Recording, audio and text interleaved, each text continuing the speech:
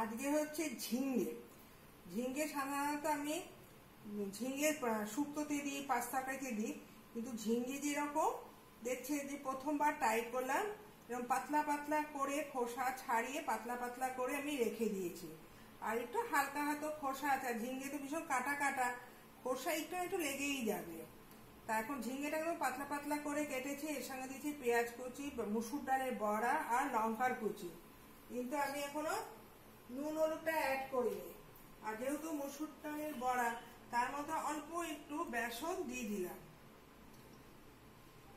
বেসনটা দিয়েছি একটু হালকা টাইট হওয়ার জন্য। এবার সঙ্গে দিচ্ছি নুন, একটু নুন দিয়ে দিচ্ছি। আর এখানে আমি কড়াইতে তেলটা গরম বসিয়ে দিয়েছি।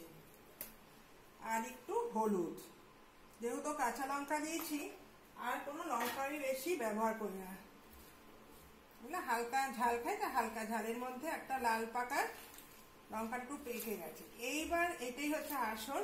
আর ঝিঙ্গেটাকে যত দেখবেন নুন দেওয়া হবে আর সঙ্গে সঙ্গে ওটা থেকে কি হবে, একটু জল ছেড়ে আসবে। আর তার মধ্যে এটাকে ভালো করে মেখে একদম যতটা ঠেসে ঠেসে পারবে এরকম করে ছোট্ট ছোট্ট করে নেবে। এমনি আমি নুন দিয়ে একটু রেখে দিয়েছিলাম বলেই ঝিঙ্গেটা এত তাড়াতাড়ি নরম হয়ে গেছে, দেখেছো? আর ঝিঙ্গে কেটে একটু নুন দিয়ে দিলে না আরো তাড়াতাড়ি হয়। দেখেছো আমার হয়ে গেছে। এবার আমার কড়াইটাও গরম হয়ে গেছে। এবার আমি ছোট্ট ছোট্ট করে বড়া শেপ করে দিয়ে দিচ্ছি। এটা গরম গরম ভাতের সাথে খেতে দারুণ লাগে। সপ্তাহ শেষ, বাজারও শেষ, মাসও শেষ। আজকে রান্না করেছি পাঁচমিশালির ডাল, কৌটোগুলো ফাঁকা করার জন্য। ঘরে সমস্ত কিছু মাল বাড়ন্ত। বাড়ন্ত হয়েছে, কি হয়েছে, খাবার তো আর মানানো যাবে না। ঘরে মাঝে মাঝে না টুকটাক ঘরে যা থাকে ওটা দিয়েও দুদিন চালানো যায়। তা আজকে একটু ঝিঙে ছিল আর একটুখানি উচ্ছে ছিল, সেটাও পেকে গেছে। আর কি বলবো, সবজি না এক সপ্তাহ থাকে না, খুব বেশি হলে 3 থেকে 4 দিন, তারপরেই ওরা রং ধরে যায়। ফ্রিজে রাখা যায়, কিন্তু ফ্রিজে রাখতে হলে যেসব টাটকা জিনিসটাও যেন আস্তে আস্তে তার যে গুণটাও নষ্ট হয়ে যায়। ওরা ঘরবন্দি হয়ে যাওয়ার আমরা থাকতে ভালোবাসি না।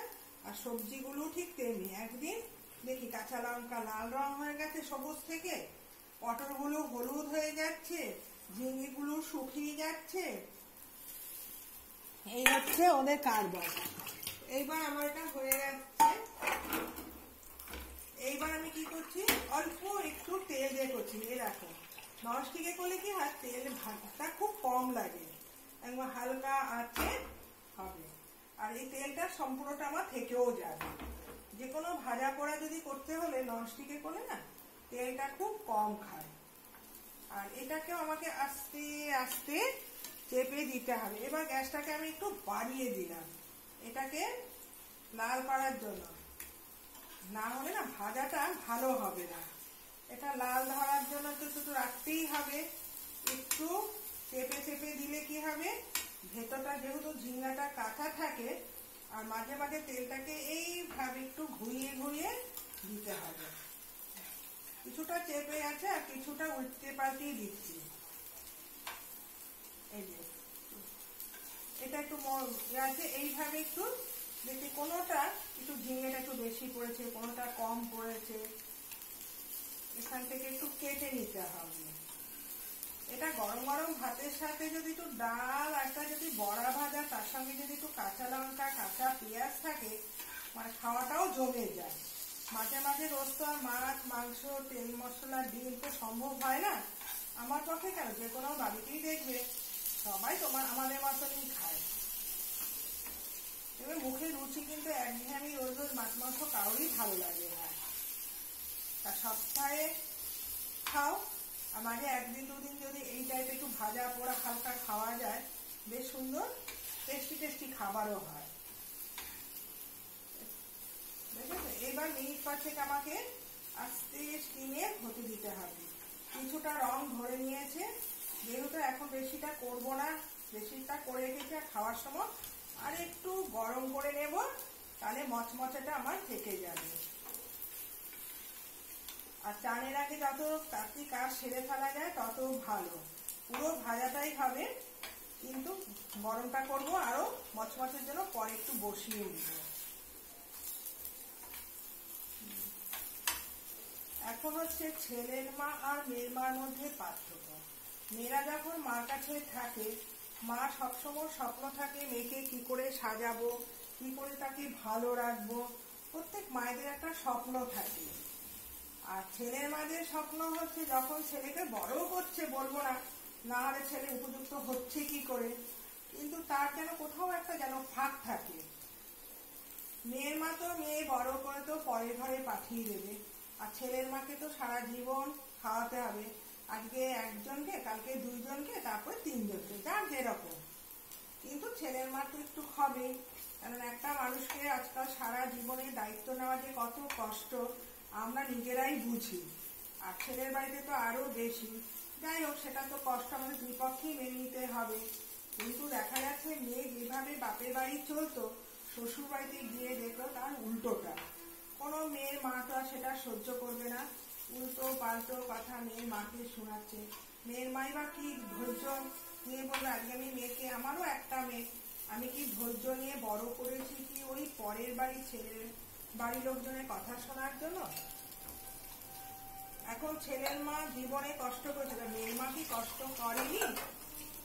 এই হচ্ছে আমাদের এখন বাস্তব। খালি কোনো মেয়ে শ্বশুর বাড়িতে মানে 2-3 দিন মানে হাসি খুশি, তারপর দেখি তার হাসির মুখটা যেন বন্ধ হয়ে যাচ্ছে, শরীরের মধ্যে একটা কেমন জানি ভালো লাগছে না। তখন মা মেয়েকে জিজ্ঞাসা করলো, মা তোমার তো কি হয়েছে?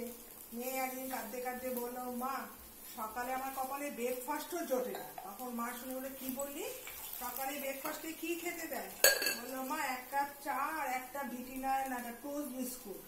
আমি বললাম, কেন রে, তুই কি বাড়ির কাজের লোক? তোকে যে একটা টোস্ট বিস্কুট আছে, আমাদের বাড়িতে যে কাজের লোক আছে তাকেও আমরা তা খেতে দিই না। আমরা যে জল খাবারটা খাই তাকে তাই খেতে দিই। আর যেদিন বাড়িতে লোকজন আসে, যদি ভালো রান্না হবে তাকেও আমরা বাটি করে থালায় করে সাজিয়ে দিই। একটা কাজের লোক হয়েছে কি তার মানুষ না? আর ঘরের বউ কি ভাবে, কি করছে, শাশুড়ি সব খাবার তুলে রেখে দিচ্ছে, ছেলেকে খাওয়াবে, নিজে খাবে। দেখো শাশুড়িদের মন কত নিকৃষ্ট শ্রেণী হয়ে যাচ্ছে। কেন? সে এককালে খুব কষ্ট করছে, কষ্ট তো সবাইকেই করতে হয়, কষ্ট ছাড়া কি কেউ, যারা কষ্ট করে তারাই জীবনে সাফল্য পায়। তাই বলে এইভাবে মেয়েদের উপর অত্যাচারটা, আমরা কষ্ট করে মেয়েকে বিয়ে দিয়েছি কি এইভাবে অত্যাচার সহ্য করার জন্য?